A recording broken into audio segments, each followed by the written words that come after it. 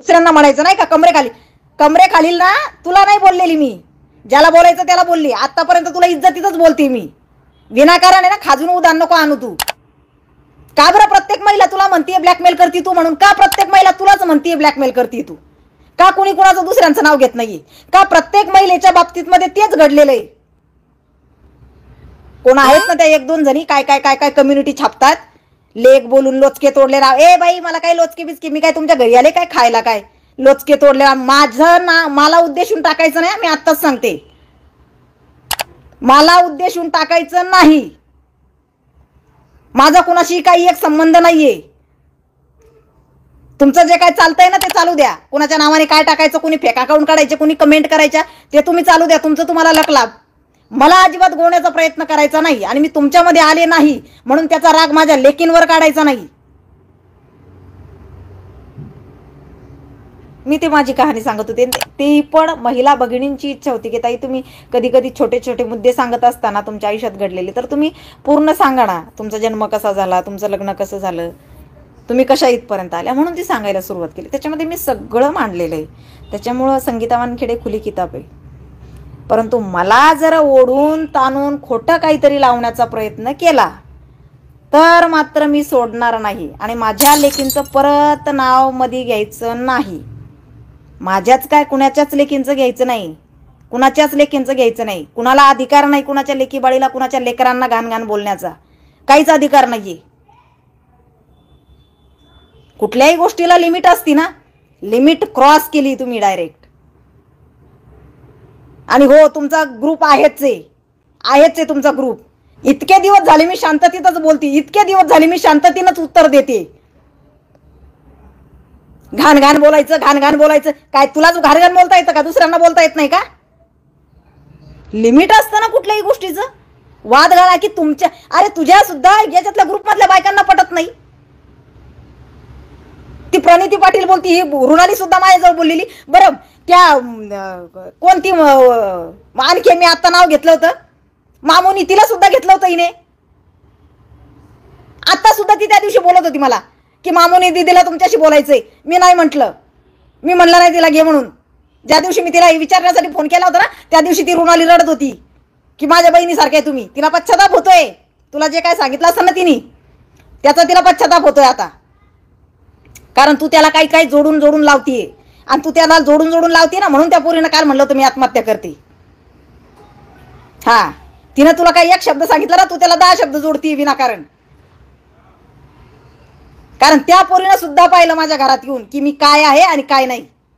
आणि त्याचा सुद्धा त्या पोरीला जरा कुठेतरी त्रास व्हायला लागला की आपण चुकीचं केलं, हे बरोबर नाही केलं. हा तिला पश्चाताप होतोय त्या रुणीला आणि म्हणून तिनं काल तसं म्हणलं असणार आहे.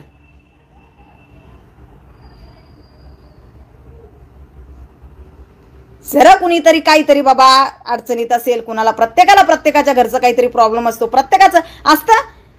ते जर तुझ्यासोबत कुणी शेअर केलं तर तू त्याचा मग ह्या बायका त्याच्यामुळेच तुझ्यासोबत जोडून येत का की यांचं काहीतरी पर्सनल त्यांनी तुला सांगितलेलं आणि ते तू त्यांना धमक्या देतीये काढायच्या?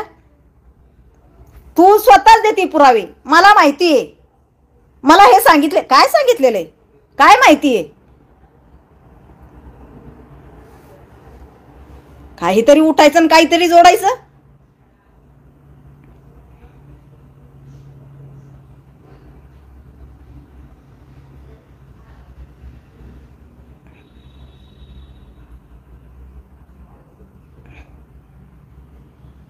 काय तर एवढंच असलं की त्याला एवढं मोठं काय काय काय काय काय काय बिराड बिस्तर जोडणार, त्याला काय मीठ मसाले टाकणार.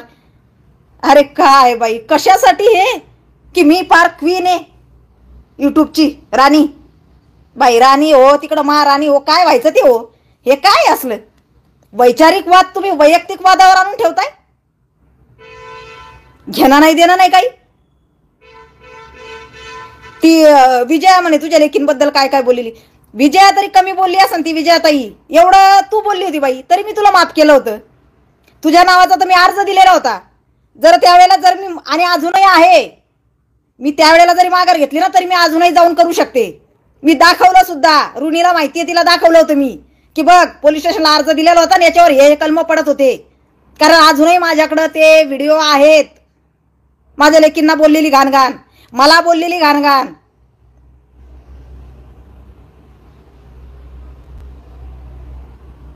पण मी माणुसकी दाखवली. कशामुळे? फक्त ते बारकं लेकरू दिसलं ना मला तुझं, त्याच्यामुळं. ते म्हाताऱ्या बायका दिसल्या ना 2 घरात, त्यांच्यामुळं की नाही हिची गरज आहे त्या घराला. हे संस्कार आहेत माझे. पोलीस स्टेशन मधनं तुला फोन सुद्धा नाही करू दिला मी. ज्या दिवशी ते 2 म्हातारे आणि ते लेकरू पाहिलं ना बारीक, त्या दिवशी मी स्वतः जाऊन पोलीस स्टेशनला सांगितलं की नाही मला माघार घ्यायची, नका फोन करू त्यांना तुम्ही.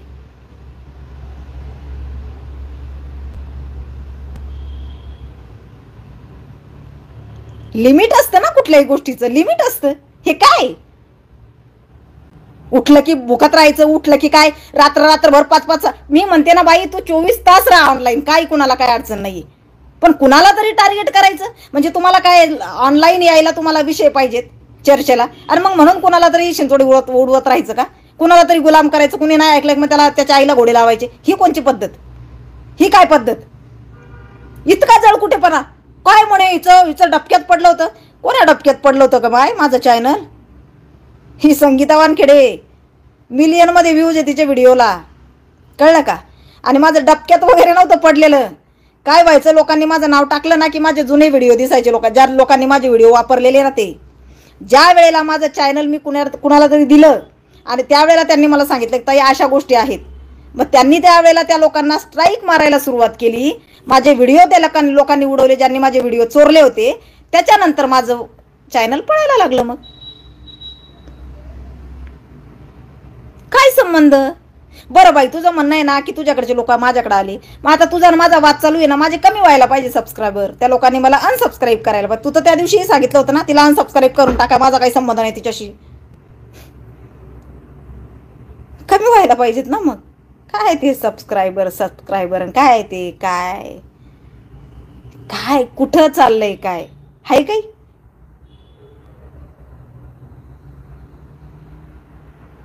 बरं, प्रत्येकीची तीच तक्रार आहे.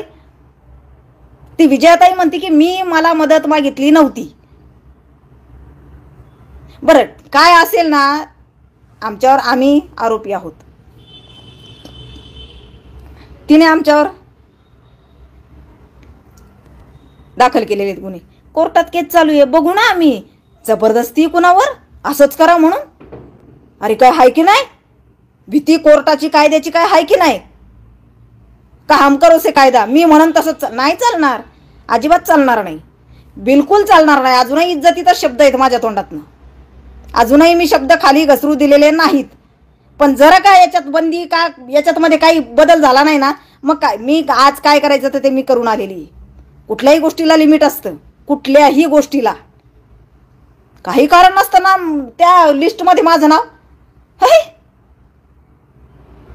उद्या तुम्ही कोर्टात गेला ना तरी तो जज पण विचारणार या बाईनं काय केलं ते दाखव. मग त्या जजला मी दाखवेल मी हे केलं बाबा, मला हे मेसेज आलेले आहेत असे, त्या काजल पुणेकरला मदत करायला जा, त्या करिश्माला फोन करा पोलीस स्टेशनला, ते मी ऐकलं नाही.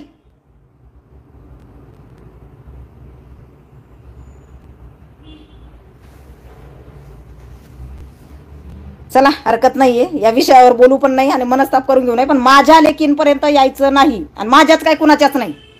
हा, लेकी बाळींपर्यंत कुणाच्याच यायचं नाही. चांगल्या भाषेत सांगते मी. शा द्यायचा, श्राप द्यायचा, ही कोणची पद्धत अशी बोलायची? लेकरांवर आणि पर्सनल दुसऱ्याच्या कुटुंबावर काढायचं, ही कोणची पद्धत?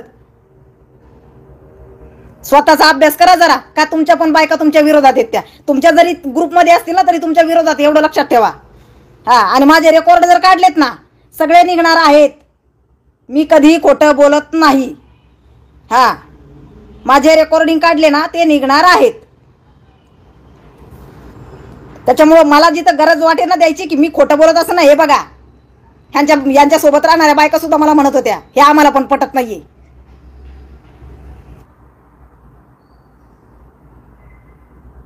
विष्णुदादा कळायला पाहिजे ते समोरच्या व्यक्तीला.